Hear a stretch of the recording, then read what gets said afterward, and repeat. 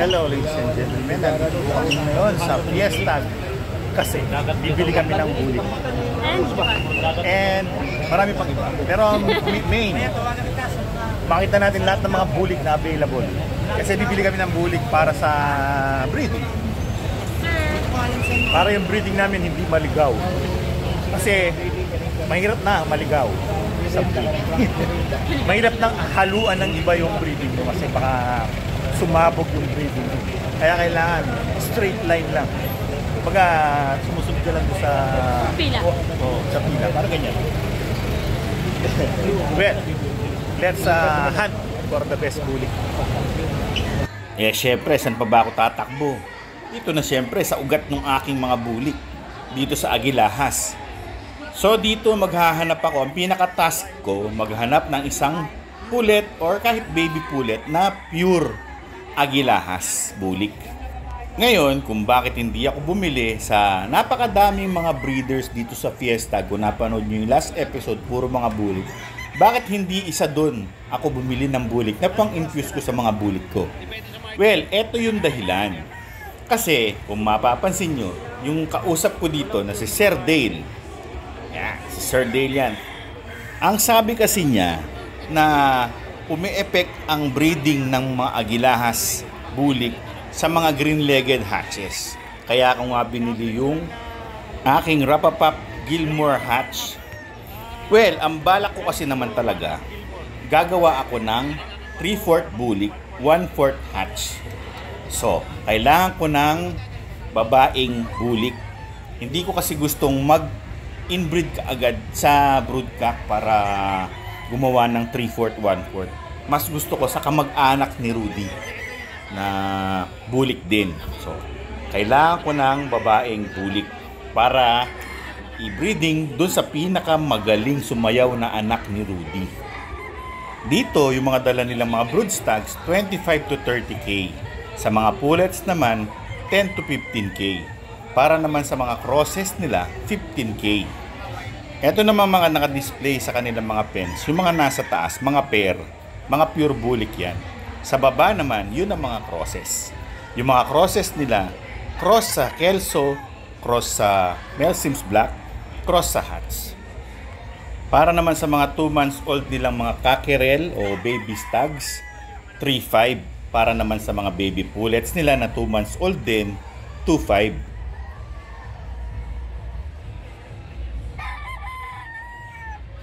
Pero sa tagpong ito, medyo may setback ng konti. Wala silang dalang pure na pullet at mga baby pullet na pure. Meron silang dalang mga hen na.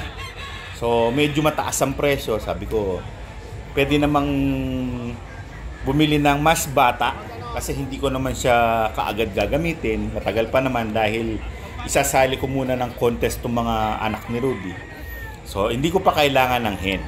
So, naghabilin ako kay Sir Dale na kung pwede, pagdala niya ako ulit kahit sa second day or third day. Ang sabi naman niya, sige, pagdadala kita. Pero sa last day na, sabi. Kaya, sa episode na to, hindi kami nakakuha ng pullet na bulik na pure. Kinailangan pa naming bumalik ulit. So, okay lang naman. Kami bumalik ulit at pinalad na nagkaroon na. Ano? Babalik tayo sa last day. Magdadala niya tayo. Wala silang pure na babae. So, babalik tayo ng last day. Pababa kayo tayo. Dahil third day ngayon, last day ng Fiesta. Nung kanina, nakita nyo opening, di ba? Pumunta kami kagad sa Agilahas booth. Eh wala silang dalang mga pures na pwede ko mabili. Kaya, bumalik ako ng last day. Ito yung last day. Naghabili na ako. So, kunin na natin.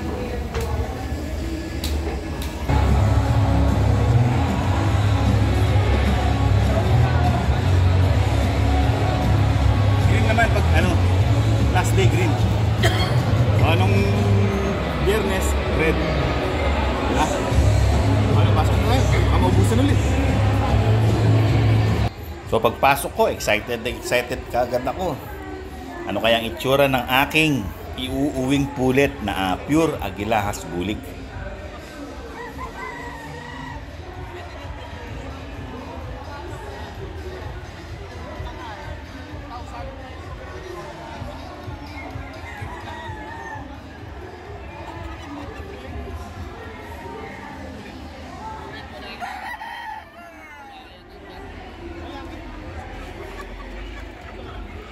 So dito, dalawa lang ang dala nilang mga pulet. Meron silang mga dalang mga hens, pero sa pulet, 2 piraso lang. So mamimili lang ako dito sa 2 to. Isang medyo maliit at isang magandang sukat. Siyempre, ano pa bang pipiliin mo? Pareho naman okay ang bone structure, pero sa edad, mas lamang lang ng konting edad yung mas malaki. Kaya siyempre, pipiliin ko yung mas malaki.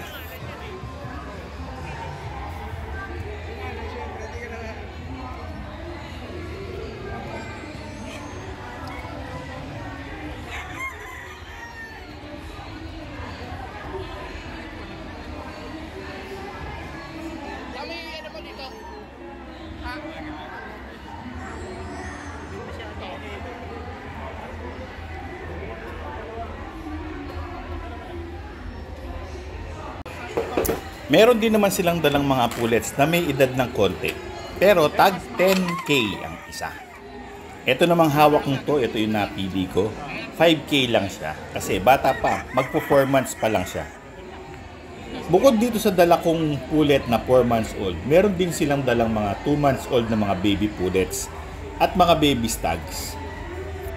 Ang presyo naman, 2.5 sa mga babae, 3.5 sa mga lalaki. So mga crosses ito, mga dala nilang ito. Yung mga 2 months old na mga baby stags at baby pullets. Ang mga crosses nila sa Hats, sa Kelso at sa mga blacks na Mel Sims. So heto na, wing band time na. Ito na yung napili ko. Ngayon, ilalagay na sa mahiwagang bayong. Ito yung trademark nila sa Agilahas, nakabayong yung kanila. Yung iba naka-box. Pero dito, nakabayong. Para siguro yun ang pinaka trademark nila o baga sa ano nag-support sila ng local na bayong maker dun sa lugar nila.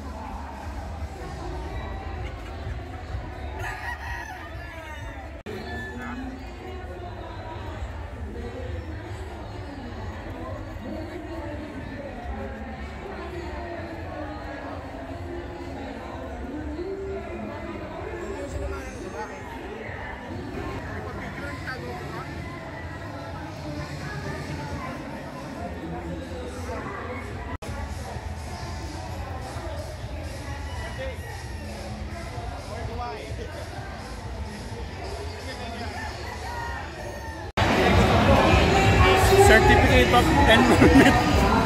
Hindi. Ito, katibayan. Ako'y bumili sa Agilahas. Ano ba yan? Yes. Agilahas.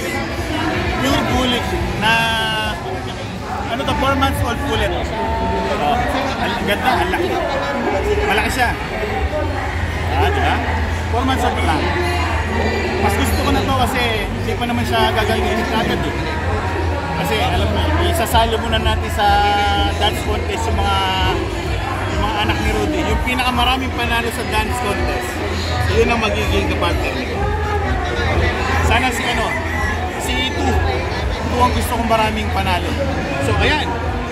Okay na. Meron na tayo. Baliktad. Ay. Ayan, meron na tayo. Tapos na yung mission ko. Ito naman yung mission ko eh. Ayan ha. Para matahimik na yung breeding ko. Nung nawala yung nanay ng mga bulik, devastated ako. Ako yung lungkot na lungkot, ano? Pero naisip ko, pwede pala akong bumili ng bulik na babae. Di ba? Para makagawa ng 3/4, 1/4. Well, mga kaibigan, yan ang aking Agilahas Bulik task na aking napulpil. O, di ba? Ganda nito.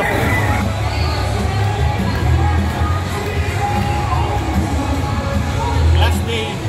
Pero yung ulit na yung Agilahas, baga hinabilin ko to. Wala lang silang dala nung first day.